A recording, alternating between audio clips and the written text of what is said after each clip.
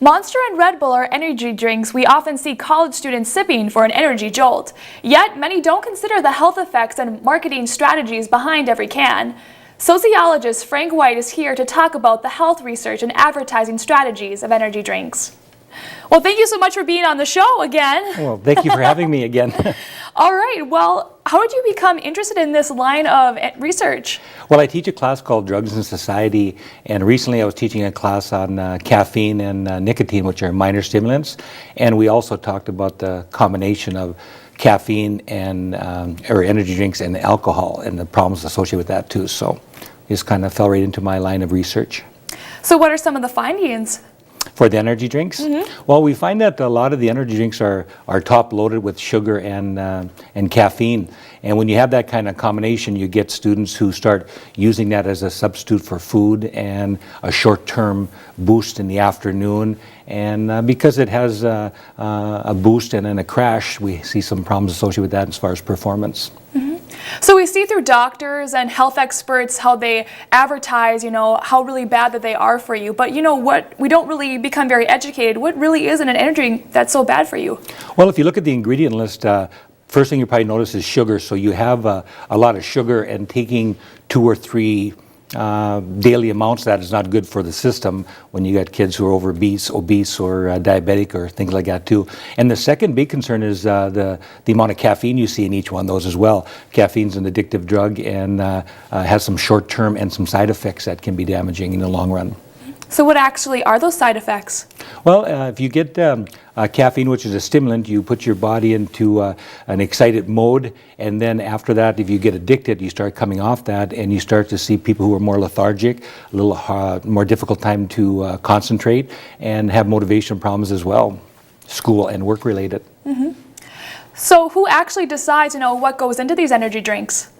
Well, because energy drinks are they're considered a dietary supplement rather than a food source. The FDA doesn't have much regulation on that, so the manufacturers pretty much get to decide the amount of caffeine or other ingredients they put in there with very little supervision or regulation. So even if consumers know they're unhealthy, why is the draw? Why do I see people with Monsters and Jolts? Why do they keep having a sip of those things? Well, I think it's very consistent with our culture. It's immediate. It doesn't take a lot of work.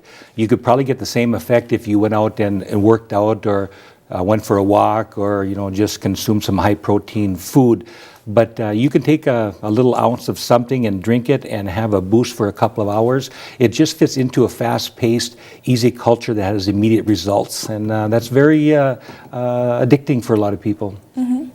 So what we're now seeing in these line of products is this subset that you can get a 5-hour, energy boost in like half the size of like a can of Jolt. Are they bad for you? Are they more worse? Are they better? Well, they're manufactured and marketed to say that they're better for you because you're only getting 2 ounces, so you don't have all the sugar.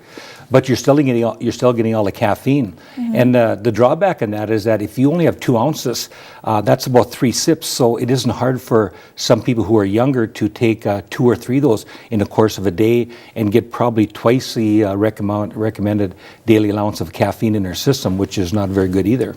All right. Well, I think we have a question from our Facebook page. We have one of our friends, and we have one from Nina, and she is asking, are they addictive? Yes, they are.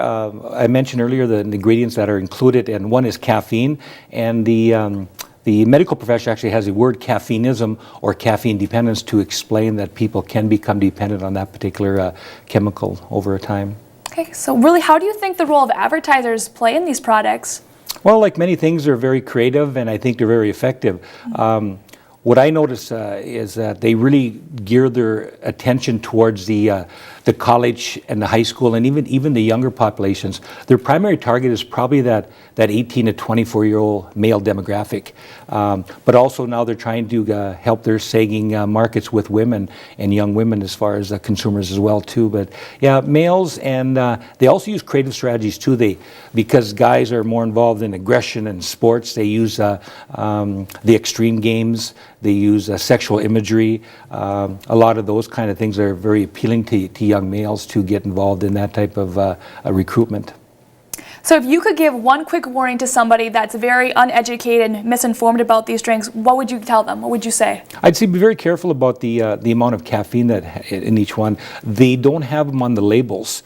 So just as a general rule, I'd say that, moderation is probably your best preventive measure, and I would say, 1 or 2 a day is not a problem, but and don't substitute it for exercise, and don't substitute it for food. It's a supplement. It should supplement a diet. It should be part of something, not the only thing that people are using on a day-to-day basis. Okay, well, I don't think you have to really worry about me taking one of those things. I think it'd probably have a bad side effect, but thank you again for so much for being on the show. Well, thank you again for having me.